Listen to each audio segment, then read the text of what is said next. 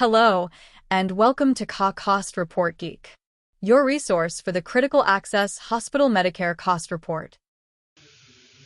Today's discussion is the A series. We've reserved you a parking spot, so meet us in the conference room and let's get started. Our previous discussion in this series was the S series. Today we will discuss expenses in the A series. Remember that with the exception of the S series, the Medicare Cost Report worksheets are generally completed in alphabetical order.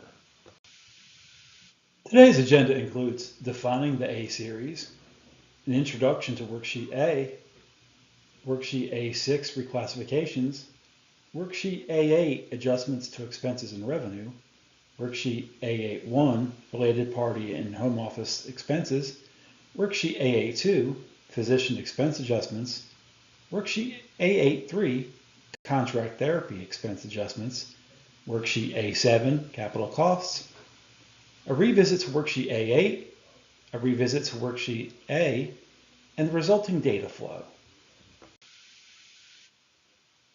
In defining the A series, we'll say that the A series is generally defined as expenses, which certainly make up the majority of the worksheet series. There are, however, offsets to revenue within the A series, which will be discussed in our Worksheet A8 discussion. Let's get started with Worksheet A, reclassification and adjustment of the trial balance of expenses. Worksheet A is one of the more relatable worksheets for those who have a background in financial accounting, as it is essentially the trial balance of expenses. In terms of financial data, Worksheet A is the starting point within the Medicare Cost Report. The data source is the trial balance from the hospital's audited financial statements. The purpose of this worksheet is to capture the costs in the general ledger in a format that is mapped to the appropriate cost centers, also referred to as lines, in the Medicare Cost Report. Cost centers are grouped in general services, inpatient routine services, ancillary services, outpatient services, other services, special purpose, and non-reimbursable. Please note that a decimal in the number indicates a manual numbering process known as subscripting. Salaries expenses are input into column 1, and all other expenses are input into column 2. Column 3 is a summation of columns 1 and 2, and this amount should match the total per the audited financial statements. Please note that salaries expenses should only include those expenses for employees. Contract labor expenses should be reported in column 2, other expenses. Salaries expenses are separately reported for wage index purposes, and while wage index is not applicable to CAHs, this expense bifurcation is mandatory. Some hospitals use salaries as an allocation stat, so improper recording of salaries expenses will lead to incorrect cost report allocations. The cost report work paper should notate any reconciling items in the event that the total per Worksheet A does not match the expenses per the audited financial statements. Columns 4 through 7 will be covered towards the end of our discussion. Now, let's look at expenses from a different angle. Worksheet A6, reclassifications. Worksheet A6 is where we make our reclassification entries. This is a concept seen in financial accounting where an expense item is recorded in the general ledger and then subsequently moved to another area within the general ledger. The cost report work papers and the trial balance are the data sources. Generally speaking, the purpose of the reclass entries is to move expenses to the cost center in which the corresponding revenue was earned, and to move expenses to the correct cost center for allocation purposes. Reclass entries are named with a lettering convention to distinguish the entries from one another. Column 1 of the worksheet indicates individual entries. Columns 2 through 5 are for expense increases, known in the accounting world as debits. Columns 6 through 9 are for expense decreases, known in the accounting world as credits. You'll notice that just like in Worksheet A, expenses are split between salaries and other. Row 500 of the worksheet calculates the grand total of the reclass entries. Some common reasons for reclass entries include to correct mapping errors from the original trial balance rather than changing the amounts on Worksheet A, to move directly assigned administrative costs to general service cost centers for allocation, to split shared costs between departments, and to move costs to cost centers that do not actually exist as departments, such as medical supplies charged to patients, implant devices charged to patients, and drugs charged to patients. The amounts on lines 3, 113, and 114 are always reclassed to zero out the expenses on those respective lines. Reclassifications from Worksheet A6 flow over to Worksheet A, Column 4. On Worksheet A, Column 4, increases, also known as debits, will appear as a positive number for the cost center. Decreases to expenses, also known as credits, will appear in Column 4 as a negative number. Next, we will enter adjustments to expenses and revenue. Worksheet A8. Worksheet A8, Adjustments to Expenses, has a somewhat misleading title, as the worksheet is used to adjust both expenses and revenue. By adjust, we generally mean removal of expenses and revenue, but there are certain instances where amounts are added to the cost report as opposed to being removed. Unlike Worksheet A6 reclasses, A8 adjustments are one-sided entries, meaning there are no offsetting debit or credit as found in a financial accounting entry. Revenues and expenses are removed or adjusted off from the cost report when they are considered by Medicare to be non-allowable and are not related to patient care. Non-allowable expenses are expenses not related to patient care, expenses incurred for services not covered by Medicare, expenses that are excessive or unreasonable in amount, and expenses that are covered under another part of Medicare. Some examples of these include advertising expenses that are strictly intended to increase utilization of services, fines and penalties, entertainment expenses, and lobbying expenses. Additions to expenses are used far less frequently than the removal of expenses.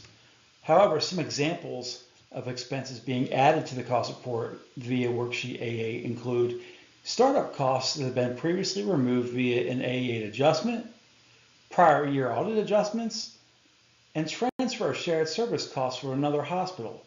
Please note that these are separate from home office costs. Non-allowable revenue removed on Worksheet A8 is revenue not related to patient care and revenue covered under another part of Medicare. Some examples of this include investment and interest income, rental income, parking income, and physician Part B revenue. The worksheet is pre-populated with standard lines and cost center descriptions, and non-standard lines can be added to the worksheet. Column 1 indicates the basis code for the worksheet reference. Basis code A indicates an expense item, while basis code B indicates a revenue item. And A81, A82, and A83 indicate adjustments coming from subsequent worksheets in the A series. Column 2 is the adjustment amount. Negative amounts indicate a reduction, while positive amounts indicate an addition. Column 3 is the cost center. Column 4 is the cost center line number, and column 5 is the worksheet A7 reference for any capital-related items. The adjustments flow to worksheet A, column 6, and the corresponding cost center line. Next, we will discuss related party and home office expenses. Worksheet A81. Worksheet A81 is used to remove from or add expenses to the expenses already reported in the hospital's trial balance. The trial balance must represent actual expenses incurred by the related party, and therefore no profit margin on related party expenses or excessive costs are allowed in the hospital's cost report.